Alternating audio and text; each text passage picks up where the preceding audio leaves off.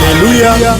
Karibu katika kipindi chako pendwa cha neno la uzima kinacholetwa kwako na mchungaji Esther kutoka katika kanisa la Yerusalemu Mpya Gospel Assemblies of God mkoani Singida. Msikilizaji, sikiliza upate cha kwako.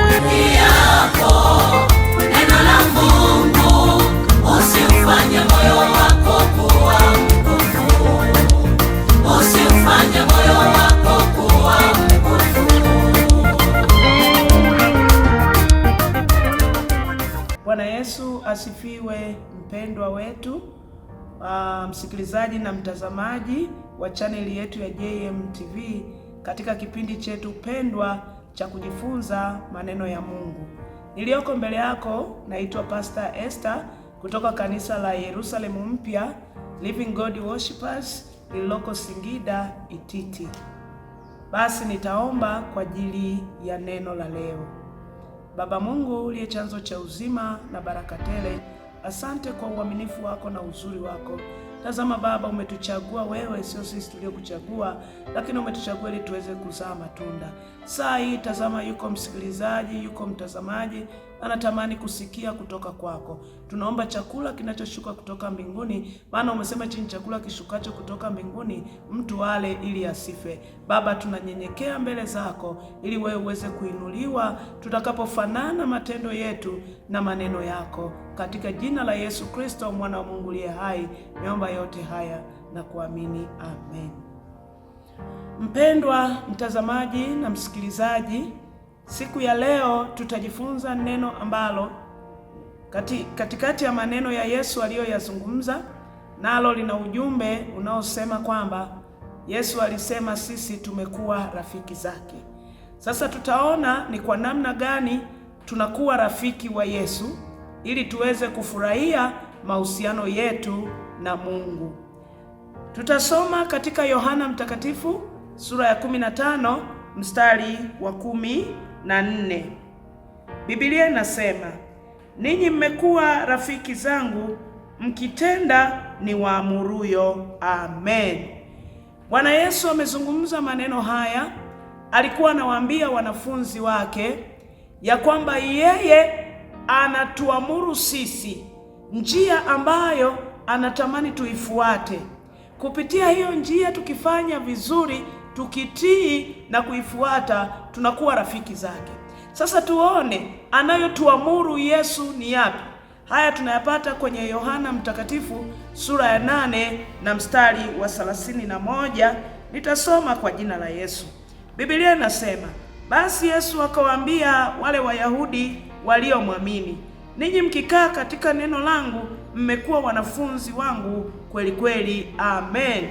Sasa hapa tunaweza kuona Yesu anasema mkifuata yale ninayowaamuru. Yesu ametuamuru nini sisi ambao ametuchagua?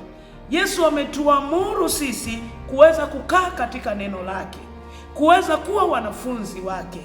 Kila siku Yesu anatamani maisha yetu yawe ni ya kiwanafunzi. Mwanafunzi tunajua wa kawaida akiwa shuleni, tunajua anachosoma na anachojifunza kila siku. Lakini kwa habari ya Yesu alichokuwa anamaanisha wanafunzi ni kujifunza maneno ya Mungu. Kwa sababu kuna wakati Mungu analifunga neno linabaki kama mafumbo, lakini kuna wakati Mungu analifungua neno lake, ndio tunaita sasa utimilifu. Mfano mzuri, wakati Yesu amekuja ulianza unabii. Mungu akaweka ahadi ya kumleta Masihi katika Agano la Kale.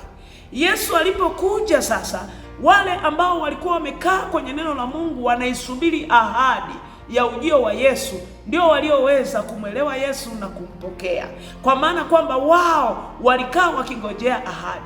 Sasa Yesu alipokuja akasema mnachotakiwa kufanya ni kukaa katika neno, yaani muwe wanafunzi. Kwa hiyo sasa sisi tunamtumikia Yesu katika ujio wa pili. Uwe ni mchungaji, uwe ni mwinjilisti, uwe ni nabii, uwe ni mtume, uwe ni mwalimu. Kazi ambayo Yesu ametupa sisi ni kuwa wanafunzi, kujifunza kwamba ujio wa Yesu utakujaje. Ni dalili gani? Amesema itakuwa ni kama kipindi cha Nuhu na kipindi cha Lutu. Hatuwezi kujua kipindi cha Nuhu kilikuwaje kama tusiporudi kwenye neno la Mungu, tukasoma, tukawa wanafunzi, tukajifunza. Kwa hiyo Mungu anatamani sisi tuwe rafiki, lakini kama tukifuata yale aliyoyaamuru kufanya. Alichotuamuru Yesu ni sisi kukaa kuwa wanafunzi, kujifunza maneno yake.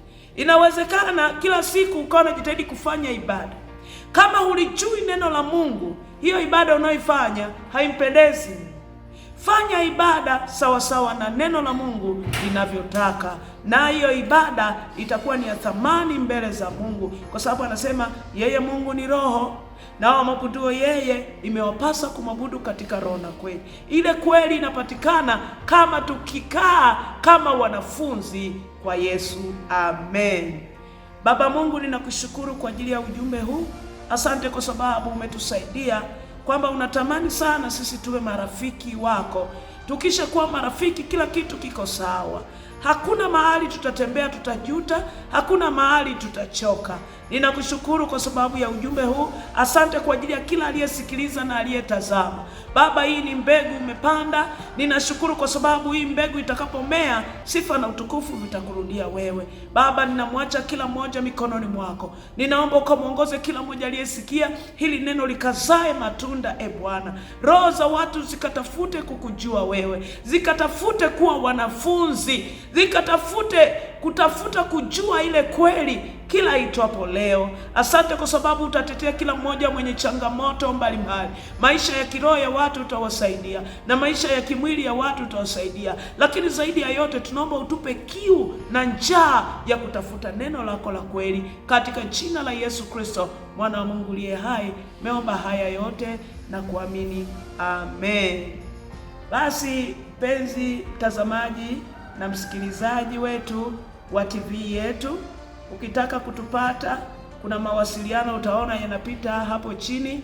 Basi karibu kututafuta kwa ajili ya mafundisho ya neno la Mungu, na sisi tuko tayari kumtumikia Mungu. Lakini kumbuka, baki kama mwanafunzi kwa Mungu, jifunze kila siku maneno ya Mungu, utakuwa rafiki wa Yesu. Amen.